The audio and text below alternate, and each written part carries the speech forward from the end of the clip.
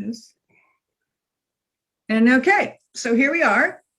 Hello, everybody from Haight Street Voice. Kelly, this is David and Tam. David Wills and Tam. What's your full name? How should I introduce you?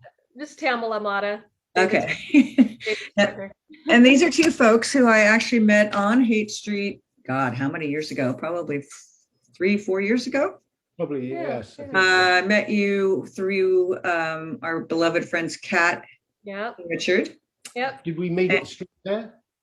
I think we met at just sitting in front of Gus's Market. You guys were in the park. Yes. Yeah, okay. And you guys just looked fantastic like you always do. I don't think you were in the Edwardian garb, but you were there and you're looking fine. I think I was handing out magazines. I think that might have been the magazine. So so I wanted to invite you guys on because behind me this beautiful painting is actually on Haight Street, I believe in front of Mindell's, isn't it? Oh, in front of Distractions. Distractions. Right, our friend Jimmy's place, Distractions. Everybody go visit Jimmy. He's still alive back out there on Haight Street, thank God. But this beautiful painting. So tell us a little bit about this. Before we go into your history, let's just start with this painting and then we'll start about The artist who painted the houses on the left, the gold and brown houses,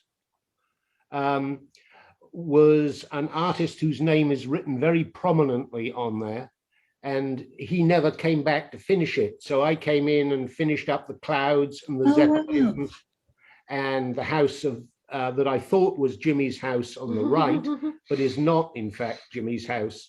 It's a house in New York that happens to look very, very much like Jimmy's house, but Jimmy's house has another floor that one doesn't. Yeah, people should know when you say Jimmy's house, you're talking about Jimmy Siegel. Is that how I see it? Siegel, the owner of the Distractions. Right, but he also lives in the crazy Charles Manson house that a lot of people live in the city.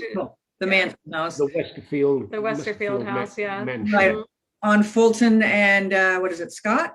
Yeah. Yes. Right next to that park, whose name is escaping me at this moment. Alamo Square. Alamo Square, thank you. So yeah, that's interesting then. And then the fabulous dog, shout out to Zeus, is our friend Amanda Daphne's dog, who is a neighborhood. Yeah, there's a motor car on the right and another one on the left and other various detail. Yeah, it's much larger than what we see here. There's other parts associated to this painting. Yes. Sorry about that. I had to squeeze it onto my Zoom screen. Oh, yeah. Just so the audience knows. And just to the left of this, there's a Tibetan clothes store with my work on the front. More bison than you're ever likely to meet. And a yak. More yaks, excuse me, yes. Lots of yak. Are you the one that did that where everybody's stacked on each other on the doorway? You know what I'm talking about? There's like an elephant and then there's a... No, I repaired that very frequently. It gets a lot of graffiti and stuff.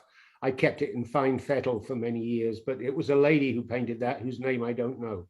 Okay, so that's a good beginning, I guess, is what brought you to the Haight? You know, you say you've been mending that for years. And how long have you been to the Haight? I was first in the Haight in 1968. I came over from London. I went to visit Dr. Bursell in Los Angeles. He was the first person to ingest LSD in the United States. And he injected it into spiders as well. That's right.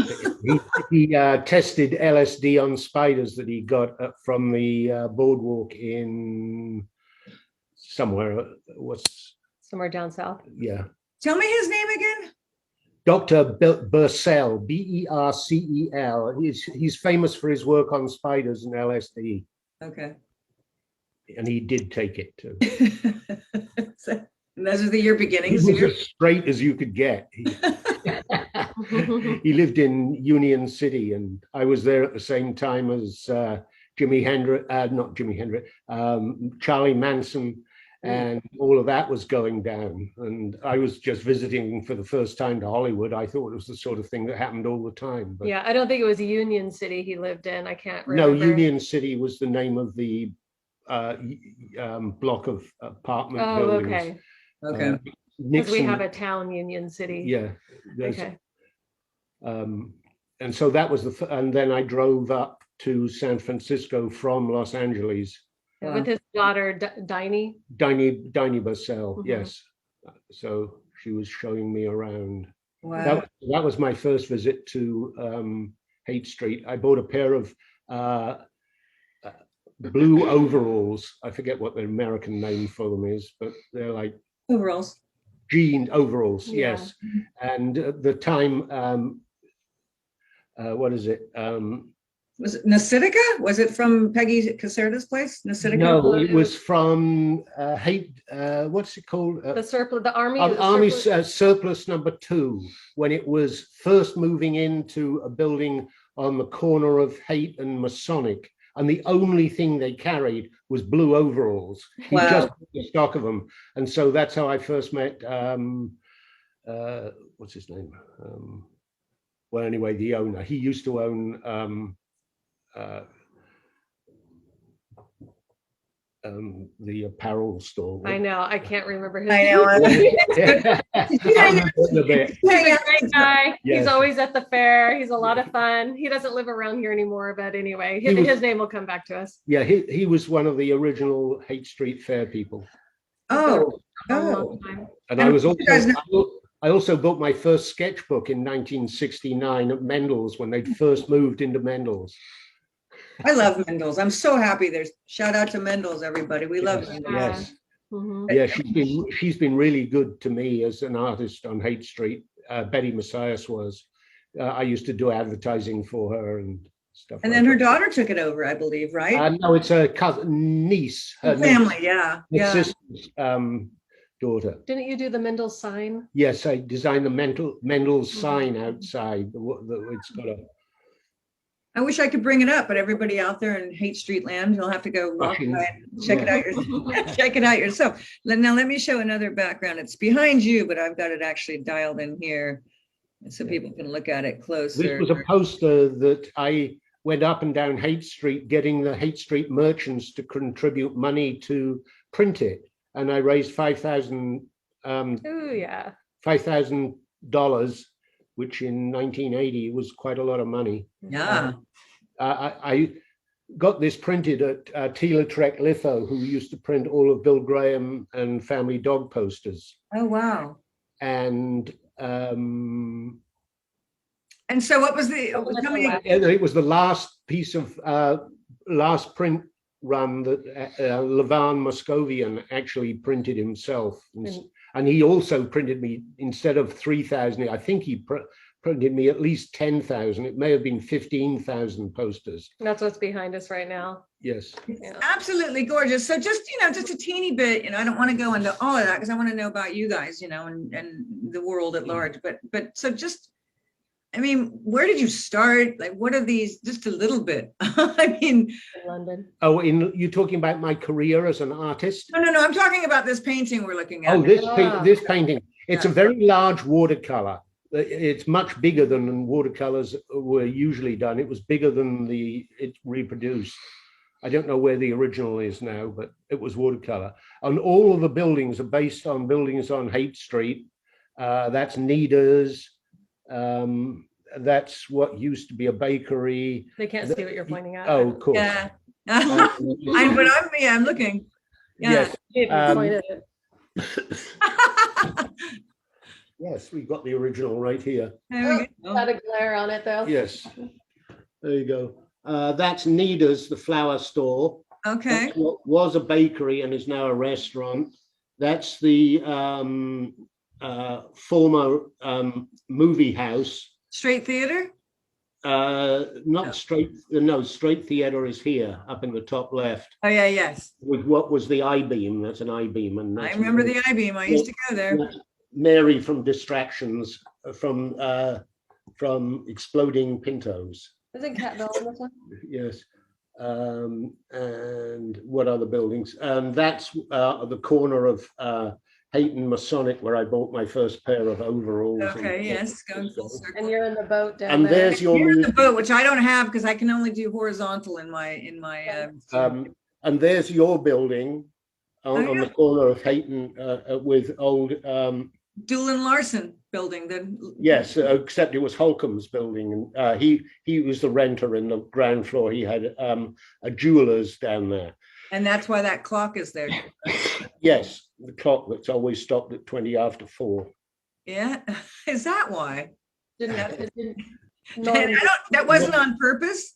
No, but it was a happy coincidence. The hands That's cross amazing. over each other at that point and lock into each other, which is why it stops. Holcomb, unfortunately, was probably about my age, maybe a bit older, and he had a girlfriend who got him into crack, and he went bust, and he started selling policemen's watches that were being brought in to mend, and he Wow. sell them, Wow, which wasn't a good idea. Not a good idea at all. no. And these are two policemen who are examining the water, and it's at 400 feet level. Haight-Ashbury is 440 feet, but at the time I painted this, it was thought that if all of the ice in the world melted, it would raise the sea levels 400 feet, which I think is a twice exaggeration. I think it's 200 feet. But anyway, these are two policemen who are trying to figure out why the water is so and that's high. why you're in the boat, because you And said that's why I'm in the boat, yes. got it. And this is a peacock in a hot tub in Marin. I used to live in Druid Heights, which is where the myth of peacocks and hot tubs came from. Ah. They had 2 hot tubs and 4 peacocks. That's why. And where's our friend Cat Bell in here? Cat Bell is where is Cat Bell? Oh, that's Cat Bell right around here somewhere. I think, yeah, that's Cat Bell and Richard right there. Wow. Oh. And there was the girl with red hair on a skateboard. And it goes on and on. And then, you know, it's just full of local references. And just since we're speaking about your artwork, I'll bring up a piece that you've recently done, which you have on your Facebook page. Hang on, folks, let me get there. Sometimes this is persnickety. Hang on one second. So that's Mary from Distraction, what was it? Exploding Pintos. What was Exploding Pintos? It was the name of a band, an all-woman band. And she's the woman under the Haight-Ashbury sign. Okay, great. Wow. Oh, yeah, who was in Exploding There we Pintos? go. All right. There we go. So this is something you're working on now. Yeah. Oh, yes, yes. there's our friend Jimi. Our friend Jimi. Yes. So He is unfortunately copyrighted by Sony, so I haven't got permission to sell him yet. So beautiful, though. I wanted folks to see that. Yeah, David was actually at that show. That was Jimi's first performance in London. Yeah, it was Jimi's import. It was imported to London by Keith Richards, and so this was Keith Richards' introduction of Jimi to the music profession in London. So there were only about 45 people in the audience, one of which was me, and the other was Barney Bubbles, and journalists, and journalists and musicians. Mm-hmm. Oh. And so, go ahead. It was at the Marquee on Wardour Street, a small club. I was going to say it wasn't Royal Albert Hall if there were only. Oh, no. I was once at a Jimi Hendrix concert in one of the big exhibition halls in London, and there were probably 50 people in the audience altogether. So It was this vast hall. They were making a movie. I've never seen the movie, but it would be a really good one because Jimi was all dressed up like this, and it was still 67, and when he was young and healthy. Is that where you asked him if he wanted a No, light that show? that was elsewhere. I was at the speakeasy, and Jimi was in the audience, and I was working with Barney Bubbles on the light show, and I went up and asked Jimi if he'd like a light show, and he shook his head. And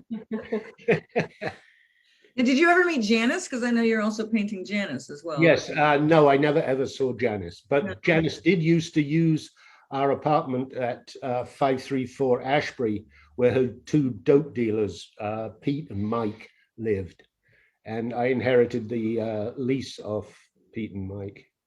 anyway, No, I actually lived at 610 Ashbury. she lived all over, but this was where her dope dealers lived. And the front left room, and as it overlooks at Haight and Ashbury, had extremely good acoustics for some reason. So she famously sang in the front room, and I rather expect that she was singing for her dope. Wow. Now that's the very corner above. It used to be Wowoozy Records back in the day. I don't know if you remember Wowoozy Records. I remember it was the worst coffee in the world. Where the ice cream store is, you mean? Oh yeah, the drug store. It was called the drug. No, you're thinking of Ben and Jerry's. Okay, yeah. Yeah, Ben and Jerry's is the corner for Haight and Ashbury that we. Right. Got it. We're halfway down the block. Yeah. So yeah, Ben and Jerry's. You call it the worst, or the worst coffee they had, is what you said. Yes, it was some guy who had a very short-term lease of that building. I'll show you something. Speaking of that, since we're speaking of Janice, and this is a picture I took out of the way a couple weeks ago, and it kind of encapsulates. Yes, that's the same photograph that I'm using for Janice, except that mine's much better than that. Just seeing it, it's not about the artwork; it's about the kid. This homeless guy, and it for me really said a lot about where we are today in the Haight. I mean, I just heard yesterday that the 10th kid has died out there. Oh, yeah. Oh, yes. You see him with his cardboard. Yeah. And that's, some of them choose to be that way, and that's okay. I'm not against people.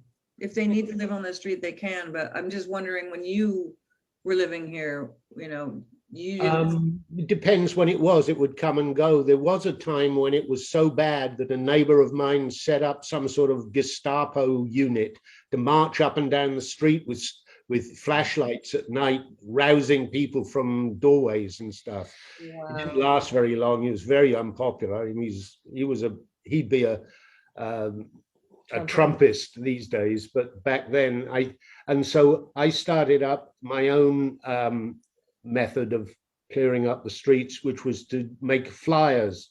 I've got one somewhere around, and that started up on Haight and Ashbury.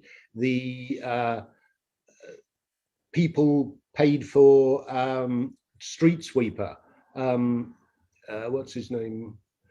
I forget his name now. Anyway, he was a street sweeper who swept up Haight Street and Ashbury, and he's paid for by the merchants and the people. I don't know whether that still happens or not, but for a long while it was. And there's Janice. She's just yes. I've just started on her. So. Yeah, I know. I just wanted to. I thought it was fun. You put it on Facebook, so I figured it was okay. Yes. Yeah, it's a work in progress. And yes. Gordon Edelheight is the name of the person we were trying to remember earlier, who owned the surplus store. Okay. One of the founders of the street fair. Yeah. Did you Google that, or did you just remember? I just remembered it. Yes. Good job. Good job. Believe me, I feel you. I'm terrible at remembering. That guy. Tam's really good, and that's why I sit in with him. I wish you could sit in with me. And we're all over the place, but this one's loosey goosey, because I was thinking, the Haight is about running into wonderful people here and there, and I met you guys. I met you guys out of nowhere, and that's how I met Tam. Yeah, I was painting Janice. I was painting a version of. I keep on pointing over there. Wait, I did it. That's right. Yes. I was painting your nose. I was painting a smaller version of that on the door frame of that and Jimi, yeah. Okay. The tobacco shop. The tobacco shop that they call the Red House, laughingly. I actually know why it was called the Red House. Would you like that story? It's a very Haight Street story. Anything, yes, absolutely. Yes. It's called the Red House because the owner likes to think that it was the Red House in the song by Jimi Hendrix, the Red House, which isn't. The Red House was a commune up north in Mendocino somewhere with a lot of women who really liked Jimi. And that was the Red House. There's another Red House in Los Angeles that I don't know what the connection is, but it's regarded as being a Red House. And this Red House was red because there had been a murder in the house and there was blood stains on the floor. So the people who were living in it painted the floors red. The blood stains would have been brown, but anyway, they took up on the idea. And so all the floors in the house were painted red. And that's why, and Jimi Hendrix once or twice, possibly, visited a girlfriend who lived there, which is why it has some connection with Jimi, but it has no connection whatsoever with the Red House. It's got that beautiful big backyard that I really love, though. Yes, and it's got lots of paintings of people who died at 27. John Flores, that's his artwork in the back there, yeah. Beautiful. I wish I could bring up a photo of that, but it's wonderful. Fantastic. John Flores is very much, you know, we were partners in paintbrushes in the 70s and 80s in the Haight. He now lives in Florida. Okay. Whilst we live in El Verano. And so when did you guys leave the Haight? I'm just bringing it up since we're talking about it. I left 7 years ago, right when I was painting Jimi and Janice, and Tam walked past and said, "Can I take a picture of you?" I said, "If you give me your email." If you email it to me. And so that's how we got connected, and we started emailing each other back and forth. And about a week later, we met up, and a month later, he moved in. Oh, and you were living in the Haight, though, right? Yes, I was living in Sonoma at that time. Before that, but I'm a born and raised San Franciscan, and lived in Vallejo a large part of my life as well. Okay, because when I see you guys in the Haight, I always thought, oh, they must live near Kat and Richard or something. But yeah, David lived on Haight-Ashbury for 40 years. He lived with Kat and Richard for 3 years before he moved to Sonoma. Yeah, so, and then Mill Valley previously when he first moved to the States. Yeah, I left Covent Garden in London for Mill Valley. Okay.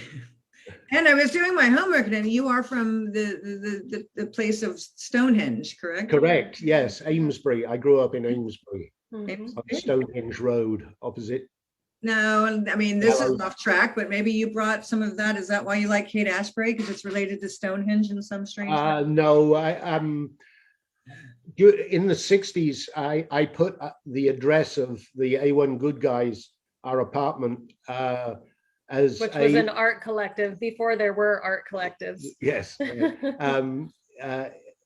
I put our address as a crash pad in the visitors book at the Arts Lab in London. The Arts Lab was where John Lennon met Yoko. It was a happening place. As a result of which we got lots of visitors from the United States coming to crash at our place in West Kensington. And one of them was Hippie Jim, who I've never met subsequently, but he was a merchant seaman from Haight-Ashbury. And so he came, I guess he must have been there in 66, and told us a lot about what we'd been reading about Haight and Ashbury, and it sounded as good as we heard it was. It was as good as you read. It was as good as you expected when you got here. I mean, yes, but I came in 68, so it was a little bit post 67, but not much. I mean, it was still really cool place. Yeah, I heard it is, as far as I'm concerned. You moved permanently in what year? I came to live in Mill Valley in 73 and immediately started working at Rolling Stone magazine, and pretty soon got into the swing of things with the Hookers Ball. Oh, I didn't know you. I had no idea you were with Rolling Stone. Were you doing artwork for them? Yeah, I was working in the advertising department and the book publishing place. And I was doing exhibition design for books for the various book fairs in Los Angeles, New York, and San Francisco. Oh, fantastic! Wow, I had no idea.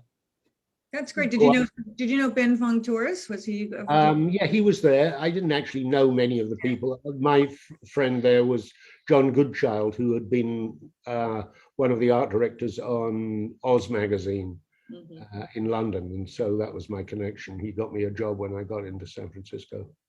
Wow, and I liked what you said just a few minutes ago, or a minute ago. You said, I asked you, was it as cool as you expected? And you said, yes, it was, and it still is, as far as yes, definitely. Can you extrapolate on that a bit? What do you? There's a lot of everybody says the magic. A lot of people. Yes, many writers writing about the Haight think that by saying that it's not like it used to be is partly from ignorance, but partly so that they're not sort of thought as behind the times, to know that Haight-Ashbury is still a very creative and wonderful place.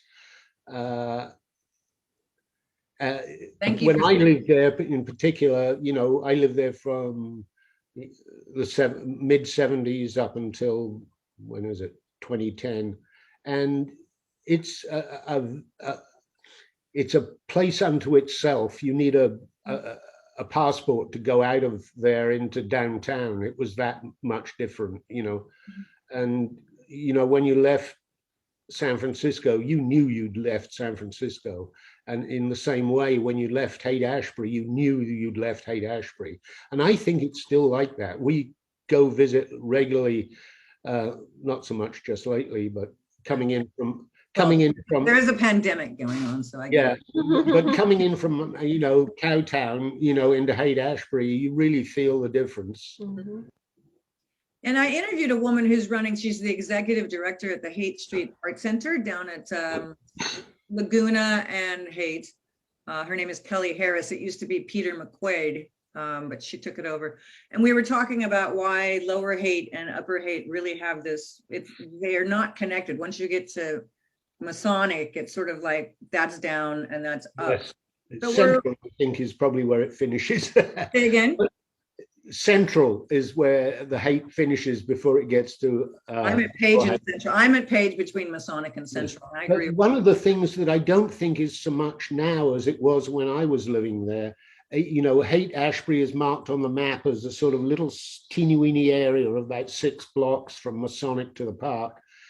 And, you know, 2 blocks maybe on either side of Haight Street. But when I was there, you know, us haters, you know, it went out into the Richmond, it was down as far as Market Street, you know, and then across the Panhandle on the other side. It was all the Haight, you know, it was a much bigger area than it's regarded as now. So, I mean, that's a good question. Do you think that that magic, or whatever it is that you know, the music, the art, the people, the time, I mean, the timing with the Vietnam War and everything, and the, you know, craziness and psychedelics. Do you think that because my magazine's called the Haight Street Voice with a global perspective, so it's the idea that community here can be the same vibe, not the same, but the same groove, the same intention as let's keep art and music and kindness, and, you know, that was here back in the day. Excellent. All over the world, right? Absolutely true, and wonderful thing to be doing. Yes, it reminds me a little of I'm president of the Street Lightning Gang with Molly Bodie, which is a graffiti artists union, which is odd in itself. Yeah, it's a little bit across. And the way establishment, except we're in a union. Wait. The way we raise funds for our activities is by selling access to World's Teleport. And it's a system of teleportation that gets you where you want to go in your own time. And it's a stencil of a winged logo, and when you stencil it on any building, it turns it into a teleport. And if you, anyway, that's you know, it's an art project, but it's all. Like, is it like Doctor Who? Is it like Doctor Who kind of? A telephone? Yes, kind of. Anyway, the principle being that it gets you where you want to go in your own time. It doesn't say how fast you're going to get there, but you do get there. You know, if you really want to go somewhere, you'll get there. And who's the songwriter for the Grateful Dead? He just died just recently. Dennis. No. Anyway, he asked if he could use that, and it's used as a line. Robert Hunter?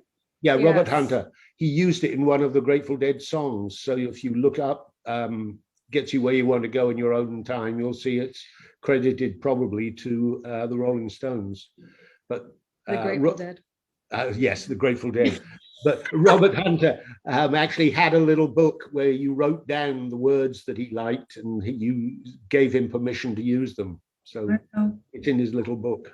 Well, I have a friend who says that his new thing is not slow is the new fast. It's slow is fast. So the more that you really concentrate on things and really envelop yourself in something, you'll actually get somewhere faster rather than trying to get there and missing slow is the new fast. I like that. Yeah. Slow is fast. Slow is fast. Get rid of the new because slow is fast. You don't have to do it twice. Yeah. Slow is fast. So yeah, well, that's wonderful. That was a fun little thing. And so if you were going to say anything to the good people of the Haight-Ashbury pandemic, post, pre, what is it? I think that the way of life of the Haight is seeping into the newbie techies. I think they're turning hippie, probably against their own free will, but it can't be helped. That will happen. Well, a lot of them have left, but yeah. Now, I don't know if you guys have walked down Haight Street since the pandemic, yes. But have you? A couple of times. We've seen the glitter on the sidewalks. Have you seen all the shops that have closed? I mean, yeah, but it's not as bad. When we first came down, it looked like 1973 again, like half the street was closed and boarded up, but it doesn't look quite as bad as that now. But yes, it's, I forget, there's 36 empty shops or something. Yeah. When I was here in 73, I think there's 430 shops, and I think like it was 150 stores were closed. Yeah. And then did you hear that this corner building, right? I have a hard time figuring out directions. It's right behind me here. Has been deemed a national treasure. Did you know, you knew that by the SF Heritage? Is that Norm Larson's building? Yes. Yeah. Nobody can touch it. It's a national treasure. Yeah. Right. Wow. They're making it into they're not making it into a museum where you buy a ticket and walk through. It's not going to be like that. Mm-hmm. Going to be more private events, small. They can't make it into a museum because they can't change it. But what they were thinking of doing, actually, I thought I got this from you, but apparently not. Nancy, building a second story over the 2 stores next to it, because that's their property, but wouldn't be there, and they could have those as the museum was the idea. Yeah, I think that's it. What used to be Love Street Vintage. Yeah, those 2. Yeah, and then yes, so that's I forgot that you guys knew Nancy Gilles. Of course, you know Nancy Gilles. But yeah, so that's exciting that those buildings are being treated as treasures, and that it's not going to just be another Ben and Jerry's or something. Nothing. Right. Sorry.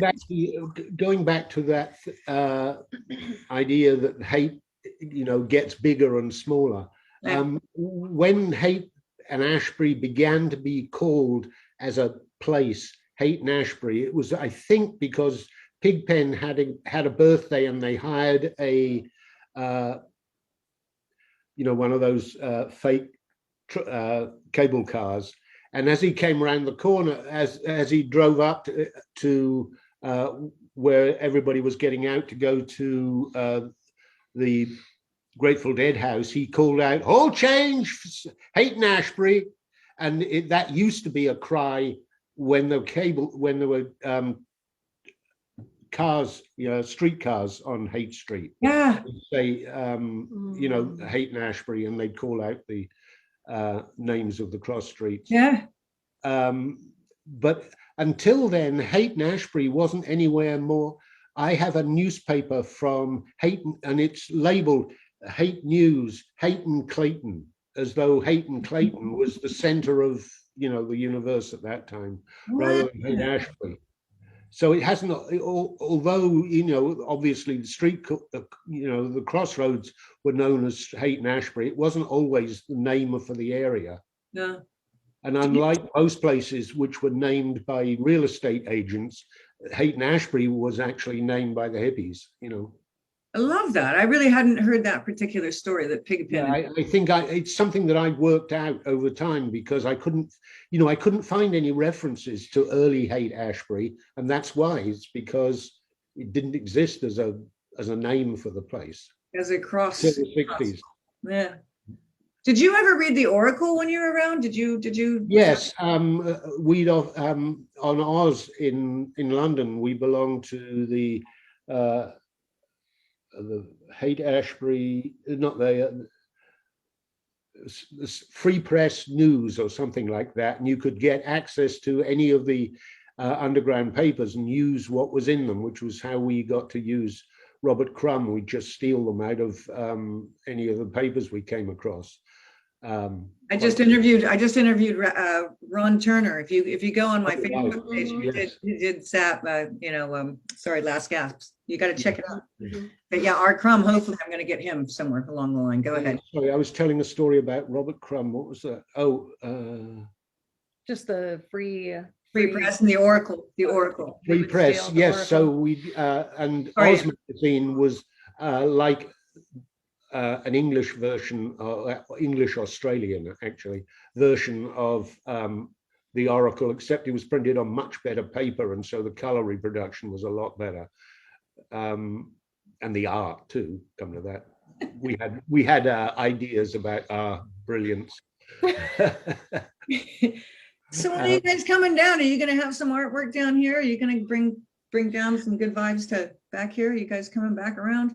Yeah, that would be great. We just have to figure out where. Yeah, we've just been hanging a gallery next door at Reel and Brand of my paintings. Mm-hmm. Oh, cool, up in Sonoma. Yeah, yes. Right next door. Yeah, to where we live. Plug for that. People would like to know about that. Yeah, Reel and Brand restaurant. Hopefully, we might have a little showing after things open up, and invite everybody up, and yeah, it'd be nice. That would be nice. They have a lot of musicians in the summertime, and yeah. I'd like to get out of here for a minute. Yeah. I love it, but I'm here all the time. Hour drive from San Francisco. Yeah. It's not bad. Sonoma is not bad. No. Yes. Sonoma is interesting, and it doesn't have a freeway running through it, so it's you approach it on sort of little country lanes. It feels very far away from anywhere. Mm-hmm. Well, I'm so glad you guys are both in great health, and knock on wood, we all are. We're hanging in there. Yes. Yeah, I've just had my 2 shots. Good. I just stay home all the time, which is fine. I go to the dentist once in a while. I don't think Tam and I really notice much difference in our life. We carry on living, We have a lot more time for the things that we wanted to do. Yes. I agree. I mean, I figure out the money thing, but I'm surviving with unemployment. But yeah, it's a strange time where I'm like, this isn't so bad. I don't have to. We're definitely more broke, but we're happier. Yeah. Because life is less intense. Thank you. Yeah. You're not commuting. You're not running around. You're not. Yeah. You're just okay. And actually, I did have this sort of thing where it's like, I have an intuition. You wake up, you're supposed to run out the house and make money. And it's like, oh, I can't run out of the house now. Yeah. So, oh, cool. Yeah. Yeah. This is great. The slowing of the mind has been extremely beneficial. Mm-hmm. Slowing up the mind. Yeah. I remember when I first stopped working in an advertising agency, and I began to be a freelance artist at home, and I think on a Wednesday at about 3 o'clock to be out in the afternoon walking the streets and you aren't working is quite a liberating experience. That was probably... in fact, I've one of my statements, I said I'm going to pull up that thing I had earlier so we can end with that. But I think that people are either becoming way kinder and slowing way down. Yeah. Or mean. Unfortunately, but depressed. I think there's a lot of depression, unfortunately, people who are extremely social and need to be out and about a lot. And so I feel sorry for those people, because that must really be terrible. Yeah, which is a psychological thing. Yeah. I think the thing that they feel like they have to be social is because they're not taking care of their own inner world. That's my take. It's interesting in personalities, and it's interesting looking at the difference between, where's my finger, that and this. the color on, woo, Oh, that. I can point to them. I can point. No, Yes, there you go. I got it together. The color on this is I look very like different a to the color on that. scarecrow. Yeah, lighting, it's a And photograph. it's because I fiddled with the color on this one. Oh. You got that from. But yeah, it looks like You got that's it. the one from the postcard. You so kindly gave it to me. No, at the Oh, no, it's actually the poster. Okay, Yes. yeah. library, the poster, you were giving them out when Yeah, Oh, and really? we're selling those posters too for $20 if anybody wants to buy a poster. well, you send me all the linkage and I'll post whatever. Yeah. you Yes. post. And Yeah. man, this has been great. And this is let's keep the vibe alive, guys, right? Definitely, definitely. Yeah. Yeah, and we're building an Etsy page for David too. It's probably Send me all the links. a quarter of the way done, but it's on its way. Long way to go, but it's on its way. Cool. Yay. Yeah. And say hey to your family. Does your daughter still live down here? Yeah. In Oakland. Alessandra lives in Oakland and Annabelle lives in New Orleans. Okay, because I haven't seen She would Alessandra. correct us. She would say, what would she say? New Orleans. Oh, thanks so much, man. And send me all the Did you links. get anything of interest from me? I seem to have rambled on, but I don't think I gave you any nuggets. I mean, we can keep talking. I just the No, whole no, thing is no. about just connecting and talking to Yeah. people that care about the hood. And this one, Yeah. I mean, Yeah. you know, we could go into nitty gritty details, but quite frankly, these videos Yeah. are better when it's just a conversation and it's light, Yeah. light yet deep. You know, slow but fast. I mean, fast but slow. Yeah. So Yeah, this is I mean, great. parting words, you can say whatever you want, David. Yeah. Parting For words. at one time, I was really heavily into working on Haight Museum, and I got a lot of good ideas, which I'm going to pass on to Nancy. Is it? Yeah. Yes, Nancy. One of them being of part of the museum, because of the difficulty of displaying it, would be in the street store windows. And I approached a number of the shopkeepers, and they were quite willing to, devote part of their street window to history of the Haight. So You mean like in front of Amoeba's window, they'd have. exactly, yeah, just a corner, but it would be, a corner in lots of different stores, so it would add up, I like that. Yeah, That a lot. I think it's still a viable idea. I had many other ideas for the museum as well, but that was one that I thought was worth mentioning as something that could actually happen.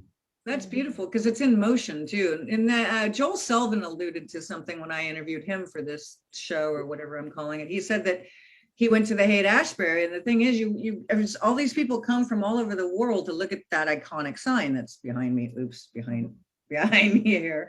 Yeah. And there's nothing to do. You just look at it, take a photo, and then Exactly, yes. That's why we wanted to start the Haight-Ashbury as a destination in the Haight, somewhere to go to, see what it was all about. I mean, And I've got something to say about the Haight-Ashbury sign. I contend that it was only stolen once, and that the city never put it back properly like that, because those ones, if you look at them, they're really quite a work of art, the way the two signs fit together. Anyway, I think that they only got stolen once. I wonder who stole them. Despite all the writers who said it was always being stolen. Well, it was always being stolen. It was stolen once. Yeah. Okay, I have one last thing. Who was your favorite person that you met in the Haight? Would you say your most memorable? Oh, that's a toughie, I'm sure. oh, that's pretty. Yeah, All right, forget it. Well, No, we're still no. It was Tam. Old man Mendel was very much a character. He was totally non-hippie, but he was an old fogey who I really got on well with. Well, yeah. There's so many wonderful Yes. characters. I know. I Cat said and Richard, Cat and Richard, Cat and Richard, yeah. yeah. They're our best pals for sure. Yeah. Good folks. In fact, I want to interview them too. I mean, they're so politically involved. I guess, here's the last one, and then we'll call it a day, or, an afternoon. Well, how would I say it? Let's see. Oh, I don't even know how to word it. Let's see. Oh, don't be Word it shy. however you want. Yes, don't be shy. Well, what would you, if you had your druthers? I mean, I'm hoping to bring the print, this print version back. Oh, it's hard to see here. Oh yeah, it won't show up. It won't show up. What is it? What is it? There it is. I can't stand that. Let's see if I get rid of the background. I bet you can see it. There it is. Oh, okay. What was that? Haight Street. That's the print here. Let me get rid of the background and see if that helps. Haight Street Voice, yes. Yeah. If I get it back to print, or if I don't even get it back to print, I'll get rid of my background here. What would you guys like to see in it? Like what? Oh, I worked on 4 different Haight-Ashbury newspapers, so I'm quite familiar with the project. What would I like? Yeah, what would you like to see in Wow. Poems and art from local artists. Exactly. That's just what I was going to say. Yeah, stories of locals, even some newbies. So it incorporates everybody, so everybody feels included. Yeah. Love that. Yeah. How the hate has changed the techies. Okay, I'm writing. Some of it, just interviewing, I guess, some of them and their experiences and ideas and whatnot, bring everybody together that way. Yeah.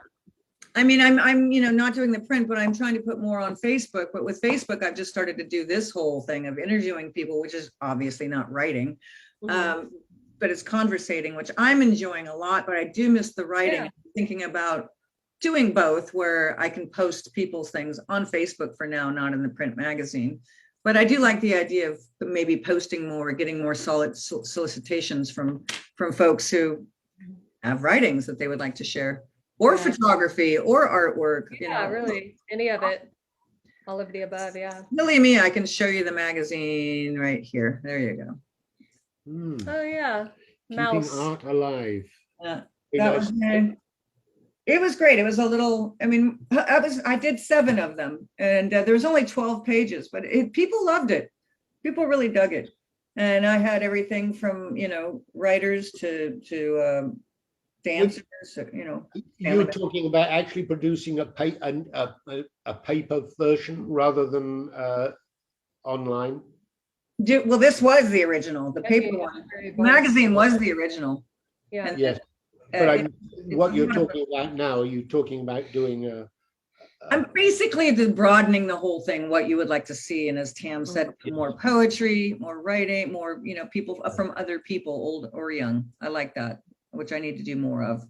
I'm intending to interview personalities more, like such as yourself, but bringing it back to the voice of anybody and everybody, I think is huge, which I used to interview a street person at every edition. I did 7 editions. On the back, I would interview a street person.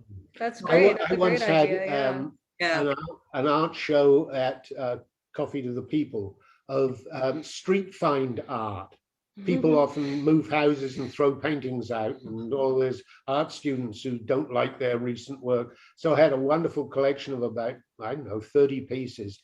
I sold quite a few of them. That's great. That's the sign that he made. Yeah, we're gonna, in our house, actually, we have a huge wall in the hallway, just a big white wall, and we're gonna make that sort of a little museum, of a David Wills museum. Love it. Street and just little pieces that he's worked on over the years. And I had no idea how much stuff he's worked on until we moved, actually, and we moved about a year ago until where we're at now. In the 8 years I've known him, there's lots of little tidbits of things and interesting things. So that'll be fun framing and putting up. Send me stuff. I'll post it on my thing too. Yeah.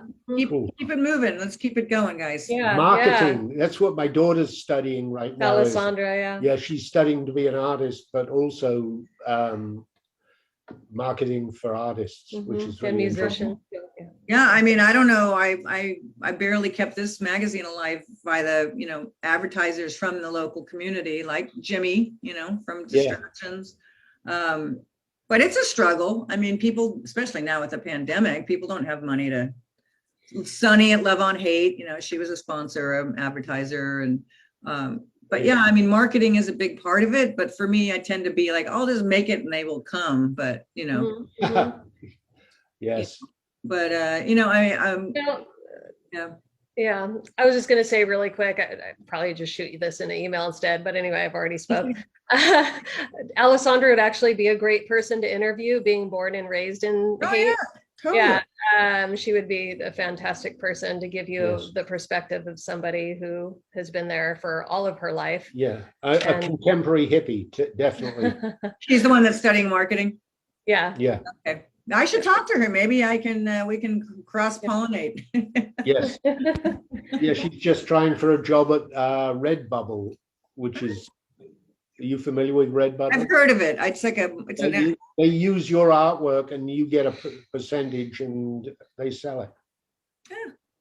Yeah, well, they put it on everything. So they use your artwork and you could put it on, backpacks, t-shirts, skirts, dresses, everything, mugs, shower curtains, bath mats, goes on and on, masks. wow, like your little tag, your little thing. Yeah, so I'm actually in the process of building one for David right now. Awesome. Yeah. Well, let's keep that Yeah, going. I'll we'll reach do out to yeah, lots of love. Sounds good. I have a few other ideas. I'll shoot you an email Please too. do. Yeah, I mean, Yeah. I'm just like I'm interviewing people and talking to people because Yeah. sometimes I don't know what the fuck I'm doing except for Yeah. listening to other people, which I Great love. idea. Yeah, good job. Thanks, David. Here I am. Thank you. That was fun. Let's do it again. That was a lot of fun. Okay, peace, You, you guys. Linda. Say goodbye to Ashbry for now. Yes. Yay. Bye-bye. Bye. Oh.